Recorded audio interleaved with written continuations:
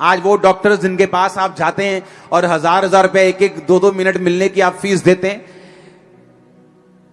जब उनकी बुआ की शादियां होती तो वो ट्यूशन पढ़ने गए होते हैं, आंखों में मोटे मोटे चश्मे लग जाते हैं पढ़ पढ़ के, सुबह ट्यूशन शाम को ट्यूशन। लेकिन जब वो अपनी लाइफ में कहीं पहुंचते हैं, वो उनको सारा कुछ बैक आता है जो उन्होंने सैक्रिफाइस किया था। ऐसी ही क्रिश्चियन लाइफ है, मसीही लाइफ है। आप अपनी लाइफ में आपने स्पिरिचुअल कुर्बानियां दी हैं, आपने बोया है, आपने प्रेयर्स की हैं, आपने फास्टिंग की है, आपने अपनी नाइट लाइफ को काबू में किया है, आपकी लाइफ में रिजल्ट आएगा, मेडल आएगा, 100% आएगा, कोई रोक नहीं सकता इस।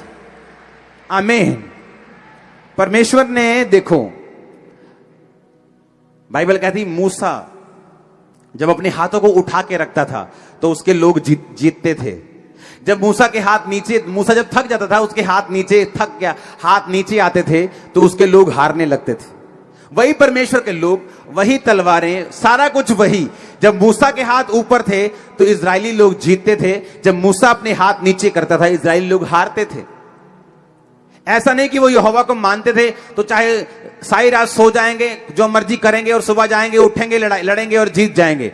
परमेश्वर हमें ऐसा नहीं बनाना चाहता, वो हमें आलसी नहीं रखना चाहता, वो हमें इग्नोरेंट नहीं बनाना चाहता। तो उन्होंने क्या फैसला किया? उन्होंने कहा ठीक है, हम ऐसा करते हैं, तू इधर खड़े हो जाओ, एक एक पत्थर लेके आओ, मूसा के हाथ के नीचे पत्थर रखो, एक पत्थर इधर रखो, एक पत्थर इधर रखो, और हम हाथ को पकड़ेंगे और ऐसे उठा के रखेंगे। बाइबल कहती मूसा के हाथ उन्होंने उठा के रखे और इजरायली कौम जीत के वापिस आई। इसका मतलब क्या? इसका मतलब यह है कि मुझे मालूम है जीतना कैसे है, बिना लड़ाई के मैं जीत नहीं सकता हूं, पर मेरी लड़ाई जो है उसे करने के लिए मुझे योजनाएं बनानी पड़ेंगी। दिक्कतें आएंगी, बाजू थक गई, शरीर थक गया, उसका हल करना पड़ेगा। मेरे पास रूम नहीं है प्रेयर करने के लिए, मुझे हल करना पड़ेगा। टीवी, एक ही रूम में टीवी ऑन रहता है, मुझे इसका हल सोचना पड़ेगा। मुझे वो सारे हल सोचने पड़ेंगे और फिर मुझे वो लड़ना पड़ेगा, अगर मुझे जीत अपनी लाइफ में देखनी है तो। आमीन। कितने मेरी बातों को समझ रहे हैं? अपने आप हल नहीं होगा, मुझे वो हल निकालना पड़ेगा, मुझे वो सैक्रिफाइस करना पड़ेगा, मुझे वो कुर्बानी देनी पड़ेगी, और फिर परमेश्वर का छुटकारा मेरी जिंदगी में होगा। हमारी नाइट लाइफ जब तक हमारे काबू में नहीं आएगी, हम इसको पकड़ नहीं लेंगे और बिब्लिकल तरीके से अगर नहीं बिताएंगे, मैं आपको बता रहा हूं, आप बड़े से बड़ी पदवी पे क्यों ना हो, छुटकारा आपके परिवार में कभी नहीं आ सकता। आप क्रिश्चियन हो सकते हैं, स्वर्ग भी जा सकते हैं, यह नहीं कि स्वर्ग मिस हो जाएगा आपसे, लेकिन जिस छुटकारे की मैं बात कर रहा हूं, वो छुटकारा जो आपके परिवार को, आपको मालूम है, चाहिए, आपके शरीर को चाहिए, आपकी बॉडी को चाहिए, आपके फाइनेंस को चाहिए, आपके परिवार को चाहिए, वो आपकी लाइफ में एंटर नहीं कर सकता। अपने पड़ोसी को बोलो, आज से रात को बिताना है परमेश्वर की आग के मुताबिक। आमीन। आमीन। ऊंचा बरकत तुम्हारी है चर्च। Hallelujah, hallelujah. अपने पड़ोसी को बोलो, तेरी रात की जिंदगी तेरे काबू में होनी चाहिए। तेरी रात अगर तेरे काबू में है, तेरी पूरी जिंदगी काबू में है। आमीन, आमीन।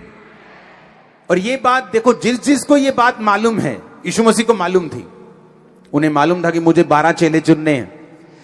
इस जगत का परमेश्वर होके, इस जगत को बनाने के बाद बाइबल कहती जब वो इंसानी रूप में बिना बाप की, यानी शारीरिक बाप की कंट्रीब्यूशन से एक कुंवारी के द्वारा आया, बाइबल कहती है वो पवित्र परमेश्वर जिसके जैसा दुनिया में ना कोई था, ना है और ना कोई होगा, वो पवित्र परमेश्वर जब इस दुनिया में था, चेलों को चुनने से पहले, इमेजिन करो, वो पवित्र परमेश्वर जो बाप से नहीं सिर्फ औरत से आया, वो पवित्र परमेश्वर जिसने आपको और मुझको बनाया, वो पवित्र परमेश्वर जब बपतिस्मा लेके, पवित्र आत्मा पाके, लंगड़ों को चंगा करने की शक्ति लेके भी जब उसने 12 चेले चुनने थे, तो क्या लिखा है बाइबल में? लूका 6 उसकी 12 में, वो पहाड़ पर प्रार्थना करने गया और प्रार्थना करने में सारी रात बिताई। यीशु मसीह रोज रात को प्रार्थना नहीं करते थे, मतलब फुल नाइट प्रेयर। यीशु मसीह हर फुल नाइट प्रेयर नहीं करते थे। रोज रात को, रोज फुल नाइट वो प्रेयर नहीं करते थे। कोई कोई रात ऐसी होती थी जब परमेश्वर रात को बैठते और सुबह उठते थे। यीशु मसीह ने ऐसा एक भी एग्जाम्पल सेट नहीं किया जिसको मैं और आप फॉलो ना कर सके। किसी किसी टाइम बाइबल कहती है वो भोर के समय बहुत दिन रहते उठा, यानी वो सोया हुआ था। कब से? 9 बजे से, 8 बजे से हो सकता है। वो 2 बजे उठा और बाइबल कहती है वो प्रार्थना करने के लिए गया, फिर 6-7 बजे तक प्रार्थना की। ऐसा भी बाइबल में बहुत बार लिखा हुआ है। कई बार परमेश्वर ने लिखा कि उसने सारी रात प्रार्थना करने में बिताई। मैं कह रहा हूं वो परमेश्वर, जो पवित्र परमेश्वर, ऐसा कोई दुनिया में शख्स नहीं है, ऐसा एक भी एग्जाम्पल नहीं है जो सिर्फ मां के द्वारा आया हो।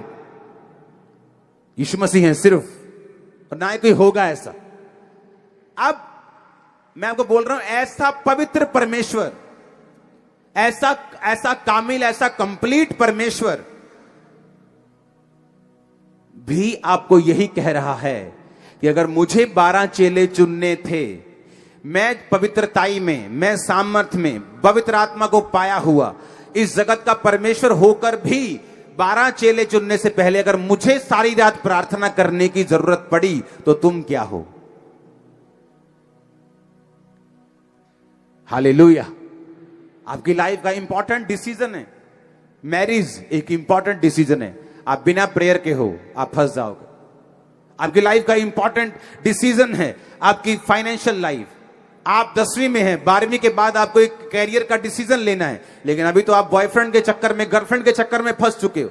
वो 2 साल तो प्रेयर करने गए, खुदा मेरी अगुवाई कर, परमेश्वर मुझे उसी कैरियर में लेके जा जो मेरे लिए बेस्ट है। हो सकता है कि एक कैरियर सब लोगों के लिए फायदेमंद हो, लेकिन तुम्हारे लिए वो फायदेमंद ना हो। और हो सकता है एक कैरियर ऐसा है जो 10 लोगों को रास नहीं आया, लेकिन परमेश्वर ने वो तुम्हारे लिए बनाया है, लेकिन तुम्हारे जीवन में वो घुसता नहीं है। क्यों? क्योंकि तुम पाप में और परमेश्वर से दूर हो।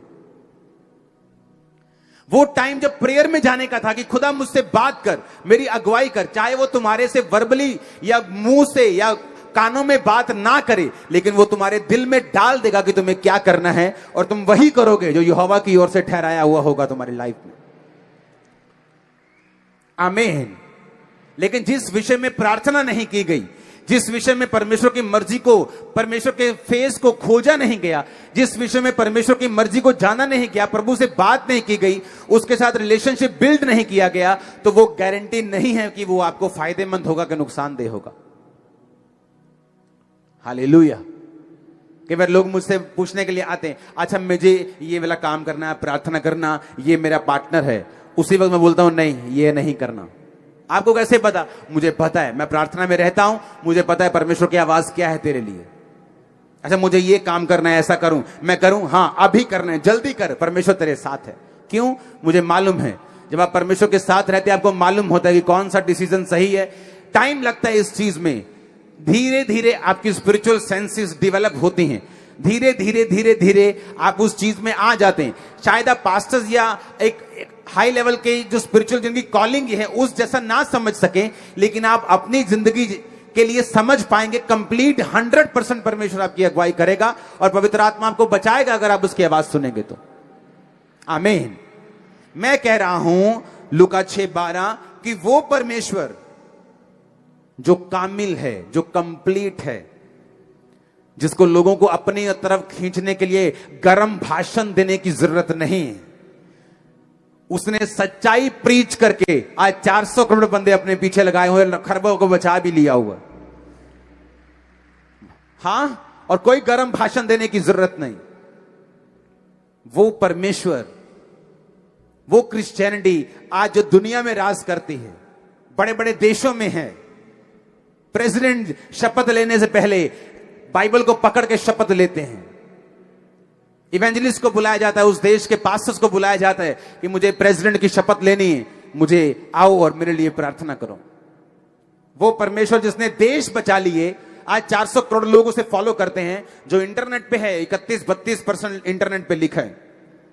इंटरनेट का मतलब है अगर 800 करोड़ का आप 33% लगाओ तो 266 करोड़ हो गए। पता है उन 266 करोड़ों में अभी तक शायद मैं और आप भी नहीं होंगे, क्योंकि वो बोलते हैं अच्छा नाम अंकुर, अच्छा नरूला, नहीं नहीं ये क्रिश्चियन नहीं। सिर्फ 266 वो हैं जिनके नाम जॉन पीटर हैं, और करोड़ों लोग जो इंडिया में हैं, हमारे दूसरे देशों में हैं, पाकिस्तान में और बड़े देश हैं जहां करोड़ों लोग हैं क्रिश्चियन, उनका नाम अभी उस गिनती में नहीं। वो अगर करोगे 400 करोड़ से ज्यादा निकलेंगे, मैं आपको बता रहा हूं। मैं कह रहा हूं वो परमेश्वर जिसने आपको बनाया, जिसने जिसने जिसने जिसने ऐसा ग्रह ढूंढा है, ऐसा प्लेनेट ढूंढा है साइंटिस्ट ने जो पूरा हीरे का बना हुआ है, अगर उसको बेच दिया जाए तो $100 की इतनी ढेरियां लगेंगी कि वो चंद्रमा तक पहुंच जाएंगी। वो इतना बड़ा परमेश्वर चेले चुनने से पहले सारी रात प्रार्थना कर रहे हैं, और हमारे चेले सो रहे हैं परमेश्वर के। बोलते ना ना प्रभु ने अपे ही कर देना। वो खुद परमेश्वर होके बोल रहा है कि मैं प्रार्थना करूंगा, और तुम बोल रहे हो कि उन्हें अपे कर देना। कितनी बड़ी मिस्टेक है, कितनी बड़ी कमी है कि परमेश्वर पे छोड़ देना जो चीज उसने आप पर छोड़ी हुई। उत्पत्ति 32 उसकी 24 आयत, याकूब आप अकेला रह गया और कोई पुरुष आकर पौ फटने तक। जब रात निकल गई, स्वर्गदूत कहता मुझे अब जाना है। जैसे नाइट खत्म हुई, स्वर्गदूत कहता मुझे छोड़। उसने कहा मैं तुझे छोड़ूंगा नहीं जब तक तू मुझे आशीष नहीं देगा। सारी रात वो मल्ल युद्ध का मतलब है प्रेयर करना। स्वर्गदूत, बाइबल कहती है याकूब परमेश्वर से लड़ा। आप प्रभु से लड़ सकते हैं, लेकिन गालियां निकाल के नहीं कि जे तू वहां नहीं करेगा तो मैं नहीं मानता तू यीशु। नो नो नो, उसका कोई असर नहीं होगा यीशु मसीह पे। मैंने बहुत ऐसे करके देखी हैं चीजें, कोई असर नहीं। फिर से जो ऊंट है वो पहाड़ के नीचे, उसको आना ही पड़ता है। लड़ने का मतलब बाइबल से कि खुदा तेरे वचन में लिखा है धर्मी का वंश बचाया जाएगा। मैं तेरे वचन के अनुसार धर्मी हूं, मेरा वंश बचाया जाए। आप रोज फाइट करेंगे इस वचन के साथ, आपके वंश को परमेश्वर को बचाना पड़ेगा। अब याकूब को मालूम था कि मेरा भाई मुझे 400 लोगों के साथ मिलने के लिए आ रहा है। कोई किसी रिश्तेदार को 400 लोगों के साथ मिलने नहीं जाता, पर बाइबल कहती उसने सारी रात प्रेयर की। उसे रात की वैल्यू मालूम थी, उसे नाइट की वैल्यू मालूम थी, उसे प्रेयर की वैल्यू मालूम थी। अगर आपको छुटकारा चाहिए, मेक श्योर आपको नाइट की वैल्यू, प्रार्थना की वैल्यू मालूम हो। जादू टोना करने वाले लोग 2 बजे उठते हैं, रात के 12 बजे उठते हैं, 1 बजे उठते हैं। जादू टोना करने के लिए स्पेशल जाते हैं जंगलों में, कहीं दूर स्थान पे रात को उठते हैं। और हमारे लोग रात को सोते हैं, फिर बोलते हैं मेरी बुआ ने ना मेरे पे जादू करता है, पास्टर जी करियो प्रेयर। वो करेगी जादू तुम पे, तुम रात को सोई हो, वो रात को जादू टोना कर रही। तुम भी रात को उठो और भगाओ शैतान को लाठी से, और वो भागेगा भी। नाइट प्रेयर करने वाले लोगों के ऊपर, नाइट लाइफ को काबू करने वाले लोगों के ऊपर शैतान अटैक नहीं करता। मैं आपको बता रहा हूं, अगर वो आपके सपने में कहीं पुलपले खेकते आ गया, अगले 7 दिन उसको इतनी जूतियां मारो, इतनी जूतियां मारो, इतने चप्पल मारो उसको। नाइट प्रेयर, नाइट लाइव, रात को कम्युनिकेशन करने का यह टाइम है, दर्शन लेने का टाइम है, सपना देखने का टाइम है, खुदा की ओर से जो बातें रिलीज हुई उनको सुनने का टाइम है। खुदाबंद आपको बरकत दे, आपकी लाइफ सेम ना रहे। आमीन। ऊंचा ये आशीष आपकी है चर्च। मेरा बिलीव है कि आप अपनी नाइट लाइफ को काबू में जरूर करेंगे।